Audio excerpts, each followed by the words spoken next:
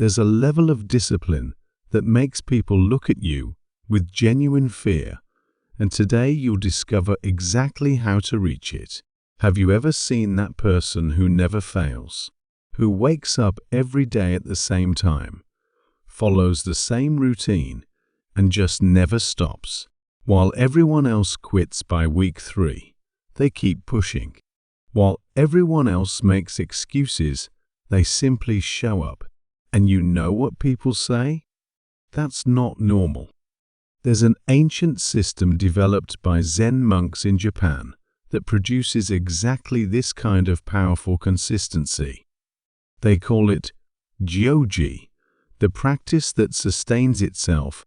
Once you understand how it works, you'll never abandon a goal again. But here's the challenge. This system isn't for everyone. It requires you to eliminate a part of yourself you didn't know existed. Before I show you how it works, subscribe to Purpose and Presence Hub.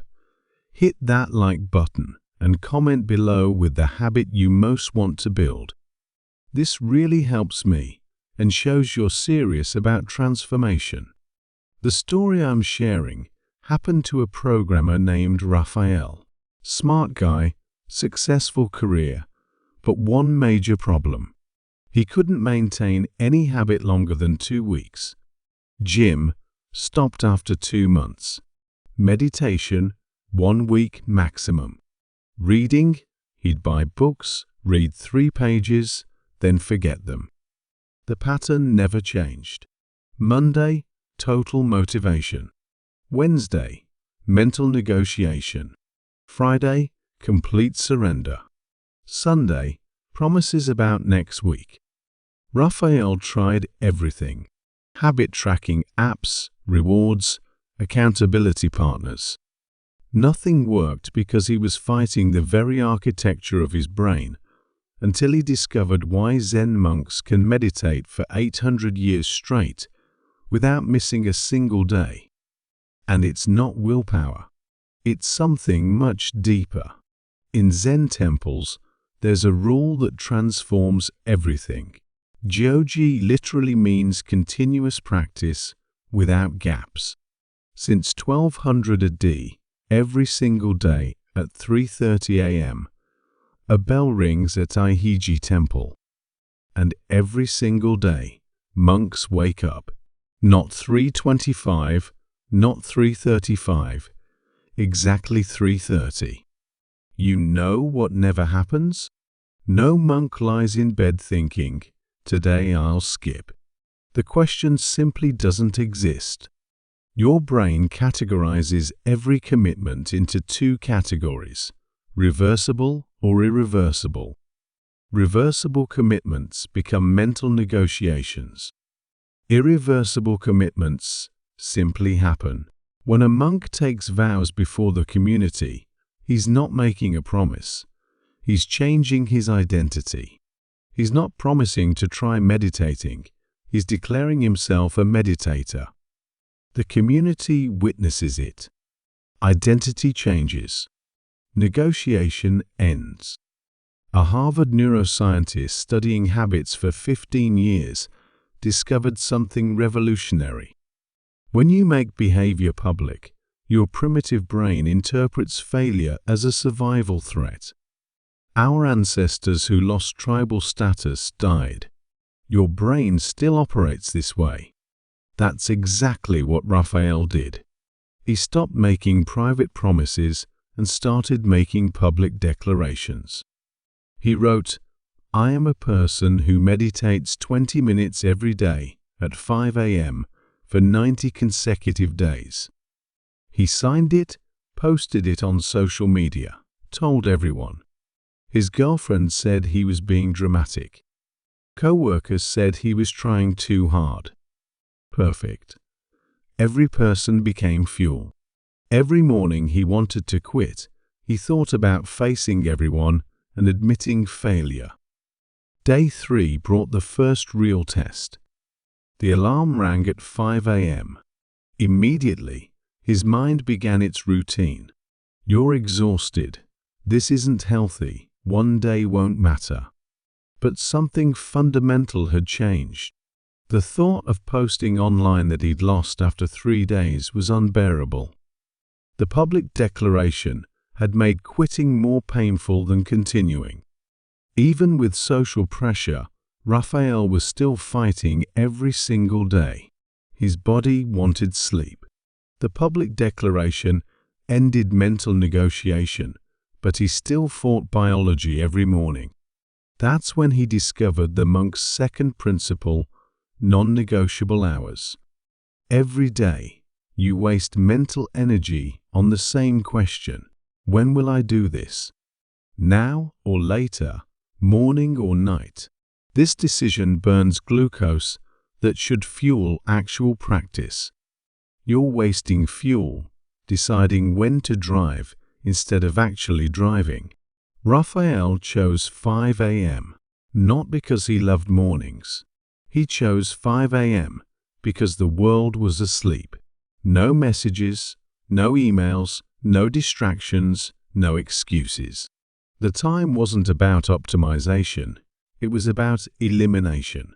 Eliminating every possible reason to postpone.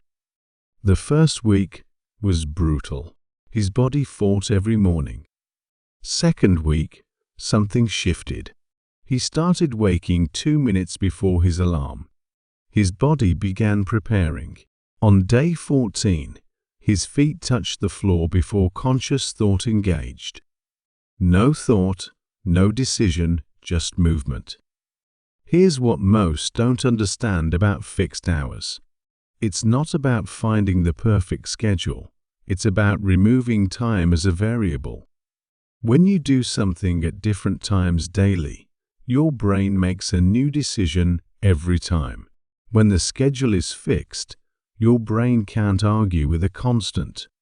But Raphael discovered a new problem. His schedule was fixed, but he kept changing what he did. Some mornings meditation, other days reading, sometimes push-ups. His brain found a new negotiation point. Instead of arguing about when, it argued about what. He'd eliminated the when, but not the what. This is where Dogen's teaching became crucial, because it requires doing exactly the same thing every single day until your mind completely surrenders. You think variety keeps things interesting, but variety is where consistency dies. Every time you change what you're doing, your brain makes micro-decisions. Every small decision is a crack where old patterns leak back in. Raphael completely locked everything down. 20 push-ups, 10 minutes meditation, 10 minutes reading. Same order, same timer, same thing. His personal Ango period, 90 days of identical practice. Friends called him robotic. His girlfriends said he was annoying. They didn't understand that annoying was exactly the point. Third week, his mind went to war. Every morning, it screamed for variety. This is stupid. You're not a robot. Mix things up. Fourth week, something broke. Not his discipline, but his resistance. The negotiation voice grew quieter. By week 6, he was halfway through push-ups before realizing he'd started. The practice was taking care of itself. This is what people don't understand. It's not about willpower lasting forever. It's about repetition until willpower isn't needed. Your body learns the sequence like a dancer learns choreography. An MIT researcher explains, when you repeat an action in the same context for approximately 66 days, the basal ganglia take over. The behavior becomes automatic. You're no longer deciding to do it, you're simply doing it. On day 35, Raphael caught the flu. On day 40, he was traveling for work. This is where the old pattern kicks in. Sick day equals rest day. Travel equals exception. This is where everyone gives up because perfect practice requires perfect conditions and perfect conditions don't exist. But Dogen understood something about gaps that changes everything. Practice must continue without even a moment of gap, because in that gap, all your old patterns return. What saved Raphael was understanding that practice doesn't require perfection, it requires continuity. The all-or-nothing lie has killed more consistency than laziness ever could. You tell yourself, if I can't do the full 20 minutes, why do anything? This thinking creates gaps, and gaps are where your old self crawls back in. A river never stops flowing. During a drought, it may be a trickle, but it never stops. The moment it stops, it's no longer a river, it's a memory. Your practice is the same. The moment you create a gap, you're no longer practicing, you're someone who used to practice. Travel day arrived on day 40. Airport at 4 a.m. meetings all day. No gym. Raphael did push-ups in the airport bathroom. People looked at him like he'd lost his mind. Great. He meditated in the Uber, read on the plane. Nothing was perfect. Everything maintained momentum. This is Gyoji, practice continuing itself. That's when people started noticing. Co-workers said he seemed different. Friends said he was obsessive. Someone said his discipline wasn't healthy, that normal people don't act like that. When you hear these words, you're on the right track. Normal people get normal results. You're not trying to be normal. You're trying to be unbreakable. But here's what no one prepares you for: the unexpected obstacles you never saw coming. Your child gets sick. Your car breaks down. Your boss keeps you late. These are consistency killers because you haven't pre-decided how to handle them. Every unexpected obstacle requires a decision under stress. That decision in chaos is where you'll choose the path of least resistance. The obstacle wins because you're fighting an unprepared battle. Zen monasteries have operated for centuries without missing a single day. Earthquakes, wars, famines, the practice continues. How? They don't make decisions when obstacles arise. The answer already exists. When the meditation hall floods, they go to the dining hall. When the dining hall catches fire, they sit in the courtyard. No meeting, no discussion, no negotiation. The bell rings, the response is automatic. Raphael wrote down every obstacle that had ever broken his consistency and pre-solved each one. Raining, push-ups in the garage.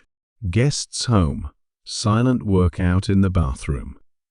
Hangover, 2 push-ups, 1-minute meditation, 1-page reading. Each scenario had its predetermined response. When X happens, I do Y. No thinking, no negotiating, just execution.